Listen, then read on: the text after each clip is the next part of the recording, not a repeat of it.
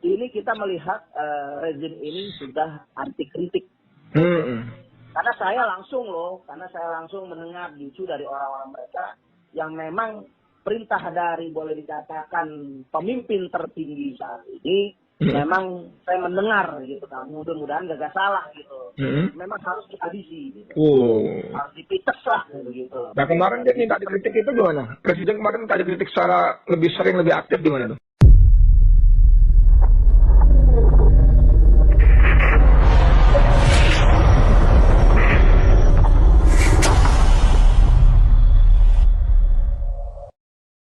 Assalamualaikum warahmatullahi wabarakatuh, saudara sekalian. Salam warahmatullahi wabarakatuh. Ya, semangat. Saudara sekalian, saya Edi Mulyadi dari FNN Forum News Network. Masih soal misteri wafatnya Ustadz Mahir Twilight. Kemarin saya sempat wawancara lewat telepon juga dengan Pak Juju Purwantoro. Beliau adalah salah satu anggota tim kuasa hukum Ustadz Mahir.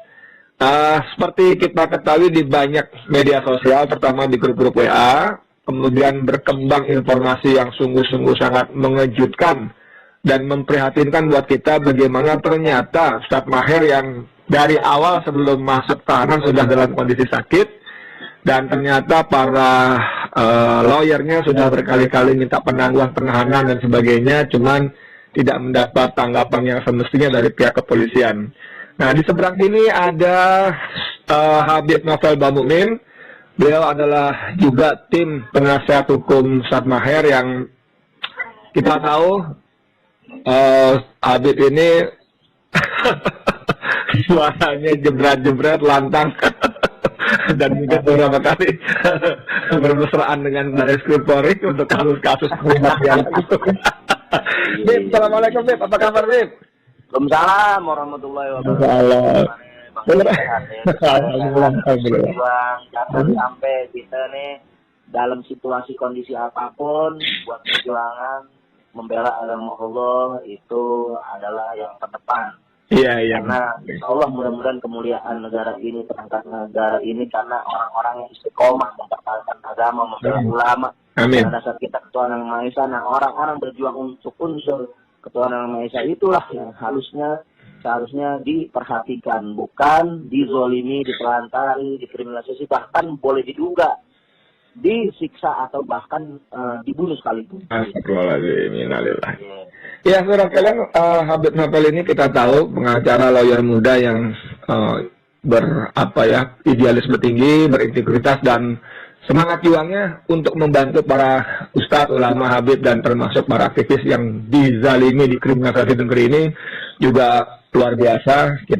Saya beruntung bisa berkomunikasi dengan beliau pagi ini. Bib, kembali ke Ustadz Mahir ya, itu gimana sebetulnya kondisinya itu? Kalau kita baca atau lihat videonya, termasuk antum di pemakaman itu kan membuat kita semua jadi miris gitu. Gimana cerita sebetulnya? Jadi dari awal ini kita sudah mencium gelagat nggak baik. Unsur politik mungkar. Kalau sudah unsur politik mungkar, maka akan mengampingkan unsur kemanusiaan. Kalau bukan unsur politik, unsur hukum, itu punya hak-hak. Siapapun yang sudah divonis hukum mati pun mempunyai hak, karena kita mendampingin untuk menjaga hak itu. Nah, mau pembunuh, mau koruptor, mau bandar narkoba sekalipun yang memang sudah terindikasi ataupun dijerat dengan atau terancam dengan hukuman mati sekalipun, itu punya hak-haknya.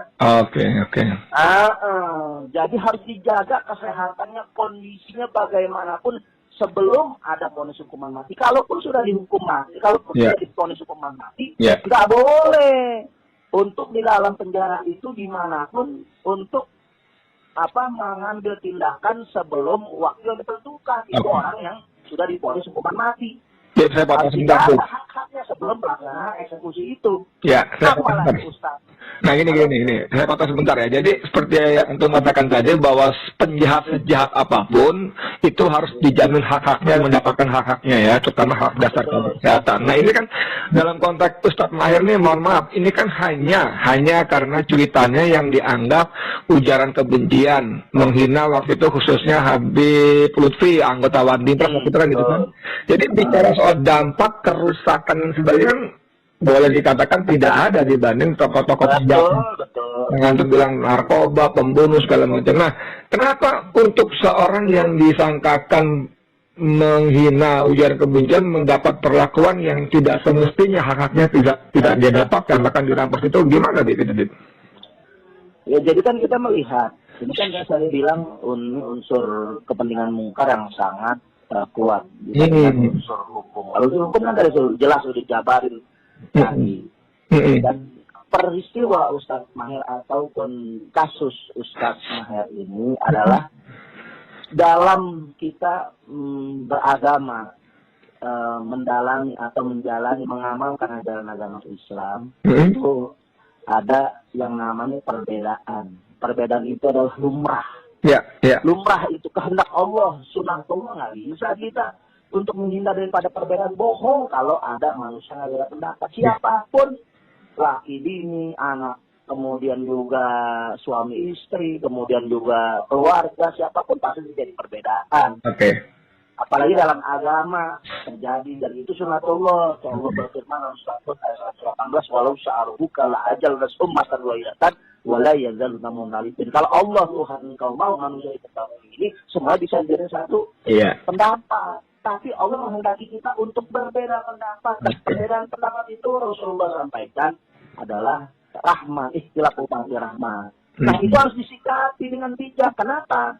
Karena Ustadz Mahir ini adalah ustadz yang boleh dikatakan mumpuni lah ya, urusan dari luar negeri loh. Begitu juga muda, artinya cerdas. Namanya pun Mahir cerdas artinya. Nah, begitu juga berhadapan dengan ormas Islam. Satu ulama juga yang memang latar belakangnya adalah ormas Islam. Dan seharusnya itu disikapi sebagai perbedaan pendapat yang diselesaikan secara dialog. Nah, secara dialog, kemudian juga secara daripada komunikasi, ya kan? Itu bisa diselesaikan, termasuk Gusto, saya juga pengacara Gusto, itu bisa diselesaikan. Tidak ada itu cuma sekedar mengkritisi. Nah, karena kenapa? Karena kita melihat ini, kita juga sama, saya juga sama, ya kan? Melakukan pelaporan, dan itu yang justru prinsip karena ditanggapi, padahal itu masuk dalam hukum, pidana, nggak pernah ditanggapi, gitu. Nah ini cuma cuit-cuitan juga di antara kita biasa. Kan? Nah, cuman kalau memang sudah di kondisi seperti itu ya sulit untuk kita untuk kita menyelesaikan baik-baik, padahal kita terbuka dialog ataupun islah lah ya, damai rekonsiliasi itu kita bisa komunikasikan. Tapi menutup pintu sepertinya memang sudah dikondisikan. Kalau sudah dikondisikan, ada unsur-unsur harus memenuhi target. Target ini ya. Diduga ini benar-benar ingin menghabisi gitu. Mungkin dengan target ini bisa juga ditunggangi oleh orang berkepentingan di belakang daripada ormas yang memang atau orang yang di belakang ini. Ngomong soal menghabisi, ya. Ngomong soal menghabisi dengan segala hormat dan mohon maaf, memang Ustadz Mahir ini kan memang cemerlang lah ya. Tapi dengan segala hormat mohon maaf tadi, beliau kan bobot kerusakan kalau menurut istilah rezim yang ditimbulkan kan belum sebesar tokoh-tokoh seperti katakanlah bahkan Nandi Rizik atau siapa tokoh-tokoh lain. Nah kok untuk mohon maaf lagi sekali lagi mohon maaf pada keluarga khususnya untuk Ustadz selevel Ustadz Mahir aja kok sampai mau dihabisin gitu, sampai begitu panik kan penguasaan negeri ini. Iya, jadi kita melihat ini rangkaian menghabisi ulama-ulama yang memang istiqomah lurus di jalannya, artinya dia menjalankan tugasnya sebagai nama mestinya, yaitu ulama posisi adalah oposisi. Ulama sejati oposisi, jangan salah. Jangan bawahi. ulama sejatinya oposisi yang memang selalu mengkontrol jalannya pemerintahan, memberikan nasihat, memberikan masukan. Itu seharusnya diperhatikan. Memang seperti itulah oposisi, dan itu harus dihargai karena pasti ulama tujuannya membangun bangsa ini, membangun negara ini, memelihara agama. Gitu. Nah, itu harus diperhatikan. Nah, saat ini kita melihat rezim ini sudah anti kritik. Karena saya langsung mendengar justru dari orang-orang mereka yang memang perintah dari, boleh dikatakan, pemimpin tertinggi saat ini, memang saya mendengar gitu kan, mudah-mudahan gak salah gitu. Memang harus dihabisi gitu. Harus dipites lah gitu. Nah, kemarin dia minta dikritik itu gimana? Presiden kemarin minta dikritik secara lebih sering, lebih aktif gimana tuh? Ya, makanya kita melihat, untuk melihat kritik itu kan boleh dikatakan manusia bisa aja basa-basi. Berarti kenapa? Karena kita melihat sudah banyak terlanjur permasalahan di negara ini. Dan mungkin karena terpojok, karena terpaksa mengeluarkan seperti itu, dan itu pun belum tentu dijalankan. Kalau memang harus dikritik, ya terima dong. Orang aksi damai, demo, ya terima, bukan diubah, 18-12 dibubarin, demokrasi dihancurin. Mereka yang penggawa demokrasi, mengedepankan demokrasi luar biasa, tapi mereka menghancurkan demokrasi, mereka yang menghancurkan Pancasila sendiri, gitu. Mereka mengkhianati sendiri. Nah, pengkhianatan ini, penegak Pancasila kan Pancasila warisan ulama, rumusan ulama. Justru penerus daripada perumus ulama, warisan daripada ulama, itu saat ini dihabisi karena mereka menjalankan Pancasila. Jadi boleh dikatakan ada unsur memang untuk menggeser nilai-nilai Pancasila daripada versi atau orang-orang tafsir yang kita jalani saat ini. Maka mereka akan menghabisi. Kita melihat Habib Rizik udah di dalam Nur, semuanya bisa diselesaikan. Itu semuanya bisa diselesaikan karena mereka pun nggak ada ambisi loh. Mereka bukan ambisi merebut kekuasaan yang harus dihabisi. Mereka bukan bobot. Mereka nggak berbuat daripada makar kudeta. Mereka nggak karena saja kita sepakat tidak ada kala itu. Tapi mereka itu ada yang terjaga, eksistensinya terganggu, eksistensi untuk menguasai negeri ini secara frontal sudah terganggu, sehingga perlu Ustadz Maher, ya kan, yang model-model seperti ini dibikin efek jerak untuk makanya dihabisi. Gitu. Kita melihat dihabisi dulu ya. Untuk dihabisi. Itu kan Ustadz Maher kan ditahan dalam kondisi sakit. Kita baca berita dari antum dari siapa tadi juga macam-macam itu. Dirawat di rumah sakit, memang belum tuntas dibalikkan lagi ke rumah rutan. Nah, tolong gambarkan kepada kami semua publik, bagaimana kondisi rutan itu? Katanya disimpan di basement yang sama sekali nggak bagus sirkulasi, cahaya. Ini kan nggak memanusiakan manusia kalau begitu. Termasuk Habib Rizik dari manusia Habib Rizik loh. Dan itu termasuk dengan kekhawatiran ini Ustadz Maher ya kan dijadikan korban. Bukan tidak ada korban-korban yang lainnya. Karena kalau sudah target saya bilang untuk dia dihabisi gitu. Jadi satu sudah cukup untuk kita menjadikan Ustadz Maher ini pelajaran. Nah, kalau memang unsur untuk memanusiakan manusia yang menjaga hak-hak hukumnya harus dilaksanakan, harus dijalani. Itu Ustadz Maher ditahan sudah jauh-jauh hari, kita sudah mengajukan penahanan sampai 3 kali. Sampai 3 kali ya? Iya, bahkan saya datang bersama bersama Bang Yuju. Bang Yuju kan selaku ketua tim advokasi Ustadz Maher. Yang kita datang sebagai pengacara, kemudian bersama istrinya, anaknya, keluarganya, itu untuk menjenguk saja. Kemarin saya yang pasti nggak dikabulkan untuk menjenguk, melihat kondisi langsung, karena kita melihat kalau Ustadz Maher ini dijenguk oleh istrinya ketika sakit yang kemarin itu kan memberikan dorongan psikologis yang bagus, ya kan? Iya, artinya itu unsur kemanusiaan sebagai punya rasa kemanusiaan yang berkeluarga, ya pasti harus melihat istri dan anaknya. Itu terakhir. Yang udah kapan itu terakhir? Kematian ya, udah diponis hukuman mati, dikasih kesempatan ketemu anak, gini kok kagak ini dipersulit. Nggak ketemu Ketemu saja yang udah di gedung, itu satu gedung tinggal beberapa tinggal masuk ke beberapa ruangan. Kok dipersulit? Dan nggak ketemu akhirnya. Nggak ketemu, saya terakhir tuh. Kapan tuh, Bu? Kapan kejadian ini, Bu? Kapan tuh? Berapa hari sebelum dapat? 4 minggu, sebulan yang lalu. Baik, lama sekali berarti ya? Iya, kan saya bilang. Dan itu sudah disampaikan. Oke. Kan apa susah nih, saya juga orang di dalam penjara. Saya kan tahun di dalam juga. Ketika itu, nggak segila rezim ini. Nggak dipersulit kita untuk ketemu. Gampang banget, kecuali memang sudah terjadwalkan. Kecuali waktu itu memang cuma Sabtu ini, memang libur. Waktu itu saya hari itu bukan untuk bukan melanggar jam besuk, ada itu sesuai jam besuk. Iya, bukan hari libur, Sabtu Minggu. Kalau di penjara itu tidurnya gitu nggak di lantai ya? Ada alasnya, kasurnya dong? Kita melihat itu di basement. Basement itu kan ada termasuk macam-macam mesin genset. Itu ngaung terus 24 jam. Bunyi terus ya. Itu udah mengganggu kondisi daripada kesehatan, terutama pendengaran ya. Karena orang tahun itu budek. 1 tahun keluar dari itu budek. Nah, bayangkan di basement dung. Mana ada sirkulasi mana ada sirkulasi udara yang bagus. Apalagi matahari dicampur dicampur dengan daripada mungkin polusi daripada mesin genset itu sendiri.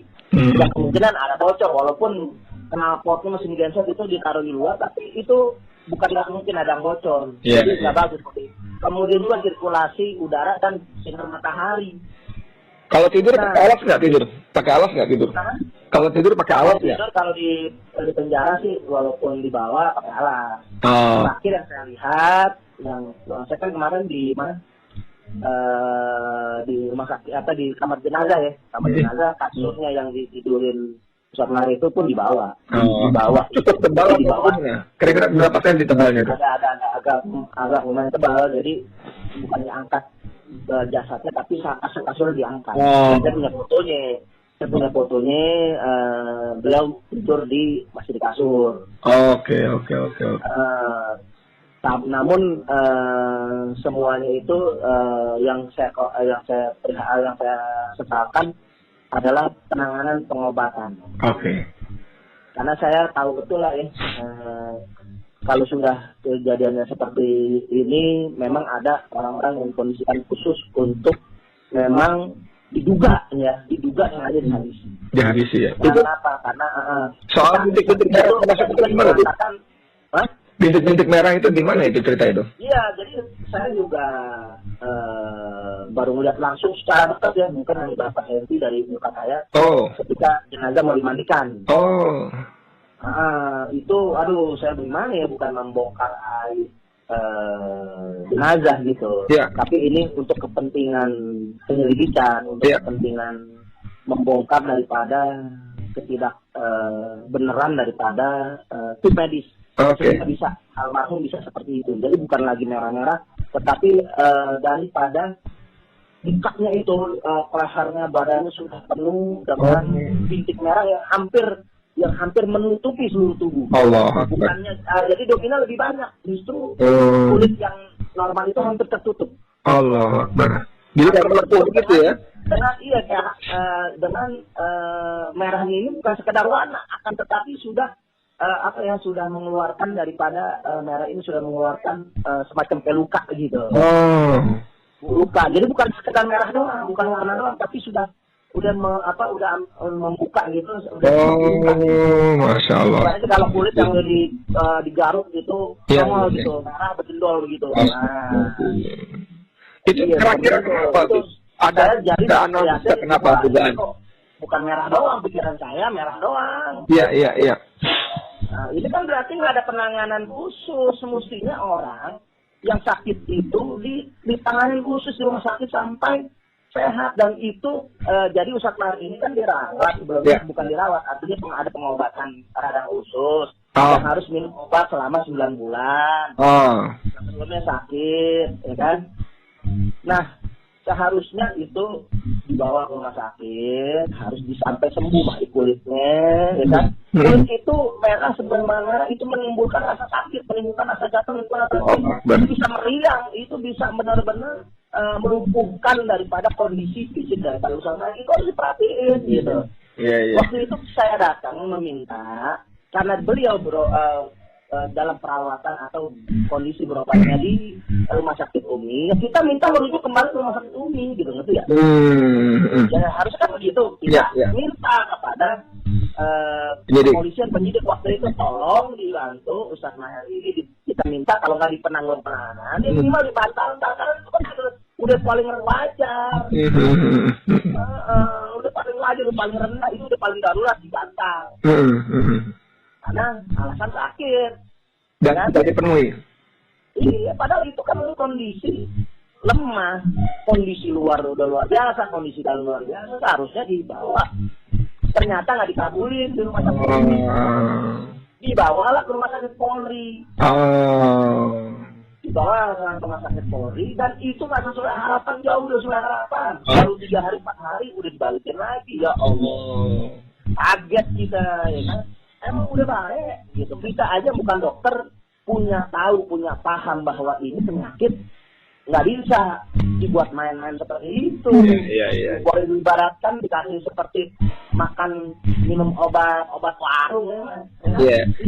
Ini kan kemudian di media sosial kan juga mulai disandingkan foto ex ketua KPU yang meninggal yang sangat diduga kuat diracun dengan foto wajah Ustadz Maher yang kondisinya lebih parah daripada ex ketua KPU itu. Itu gimana? Ada kemungkinan nggak bahwa dari istilah Habib tadi di hadis ini itu dengan cara-cara yang kita menduga dari sini itu bisa jadi karena memang kenyataan mati gitu kan. Kecuali kenyataan nggak mati gitu. Mati kok gimana? Pasti mati aja terus pasti gitu. Karena begini, KPU itu kan udah usia berapa? Lah ini anak muda, baru umur 28 tahun, pacaran anak saya kan. Iya. Gila 28 tahun loh.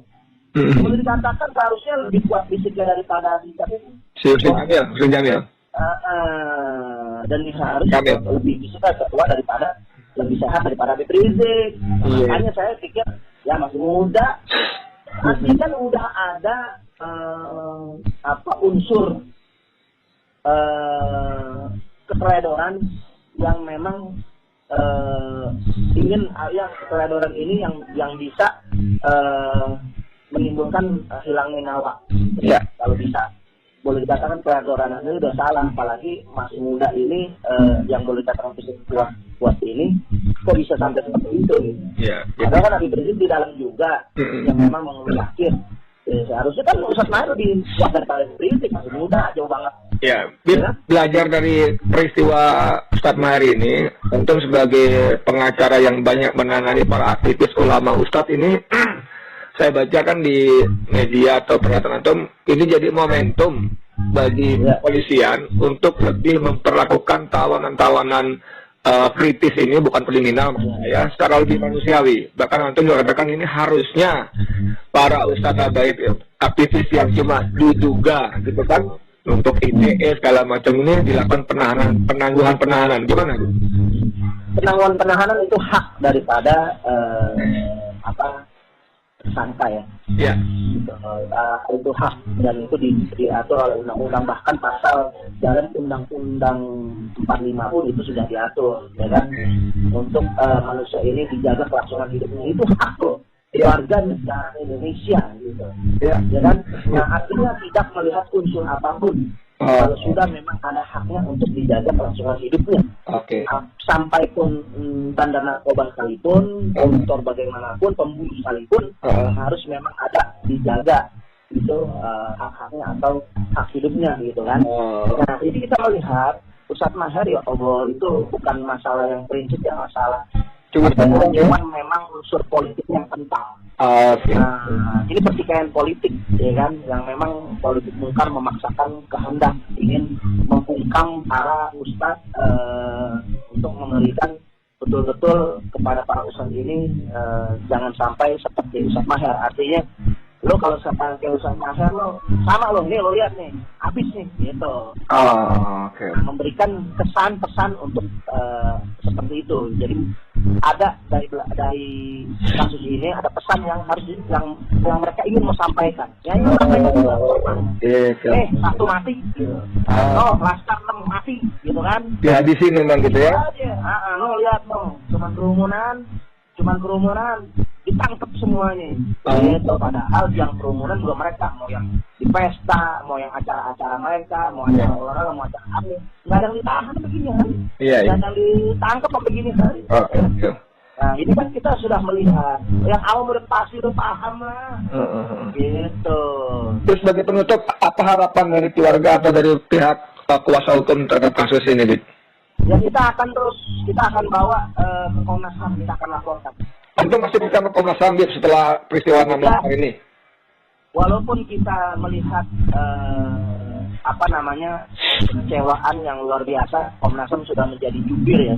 Sudah menjadi jubir kepolisian, yang memang kemarin dapat bonus lah lumayan 25 juta, udah tuh gajinya sampai 25 juta, langsung naikin loh. Tukin punya kerja.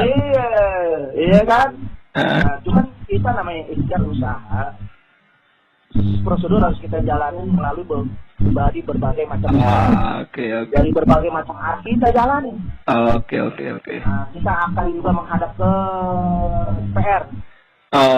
Komisi 3 resmi, nanti saya bikin juga menyurati.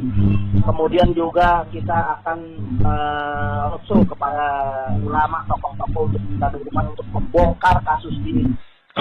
Untuk juga mengangkat kasus ini sampai jelas terang benderang tuntas, walaupun ada ancaman daripada pihak kepolisian yang katanya ini penyakit sensitif, yang akan memalukan keluarga saya. Oke, silahkan buka data medisnya. Kalau memang itu penyakit yang sensitif atau boleh didasarkan HIV, ya kan? Kenapa diperlakukan seharusnya justru kalau sudah HIV itu diperlakukan isolasi, ya kan? Nah, harusnya diperlakukan khusus itu. Itu penyakit yang nggak main-main. Seharusnya diperlakukan khusus, bukan ditelantarin, bukan disembarangin untuk tidak mendapatkan obat. Itu kezaliman yang luar biasa. Orang yang udah tahu, kan menurut mereka kan mereka yang tahu katanya. Ya harusnya benar-benar diperhatiin banget, betul-betul dijaga, diisolasi, pengobatan yang khusus, perawatan yang khusus, dan itu hak daripada seorang yang masih jadi tersangka, gitu, jadi terdakwa, ya kan? Nah, itu harus dijalanin hak-haknya itu. Nah, kita harapan kita untuk ke depan kita meminta jangan jadikan yang lain menjadi korban, cukup satu Maher, satu saja. Jadi korban kebiadaban, boleh dikatakan kezaliman daripada unsur kriminalisasi yang memang sudah sampai titik, bukan main-main lagi, tapi sudah kriminalisasi yang sampai mengarahkan daripada menghabiskan nyawa. Kriminalisasi kemarin masih kita terima, artinya bukan kita terima, kriminalisasi ini masih kita hadapi. Tapi kalau sudah unsur kriminalisasi menghabisi, ya kan, ini nggak main-main. Kita akan berbagai macam upaya akan kita perjuangkan. Untuk jangan sampai ada seperti ini. Nah, kita berharap ke depan, tolong. Saya juga sudah mengajukan menahan karena saya kuasa hukum Habib Rizik Syihab juga. Nah, untuk minta kemudian juga saya kuasa hukum Gus Dur juga yang memang untuk penangguhan penahanan. Karena juga sudah cukup Ustadz Maher, jangan sampai Gus Dur Habib Rizik dan Hasbi Sopri, Maman Suryadi, Habib Idrus, kemudian juga Ustadz Haris, yang itu kita akan meminta untuk jangan ditempatkan di sel yang memang tidak jauh daripada unsur kemanusiaan. Dan kita minta untuk lebih sehatnya menjaga kelangsungan hidup warga bangsa Indonesia adalah untuk penangguhan penahanan. Karena kasus mereka ini adalah bukan kasus yang berat. Karena mereka ini boleh dijalankan yaitu untuk penangguhan penahanan, dan saya jamin tidak pernah akan melarikan diri, tidak akan menghilangkan barang bukti, dan tidak akan mengulangi yaitu apa yang telah dilakukan lagi. Dan ini saya jamin, jaminan bisa saya pribadi, kemudian juga jaminan bisa para ulama, jaminan juga para tokoh, jaminan juga para pejabat, karena saya sudah meminta jaminan daripada orang-orang termasuk anggota dewan itu sudah saya lakukan. Oke. Ya, terima kasih banyak informasinya. Terima kasih banyak. Kita udah tangkap. Ya, intinya Antum sangat menduga kuat ini memang ada dihabisi setelah Antum berkaitan dengan itu.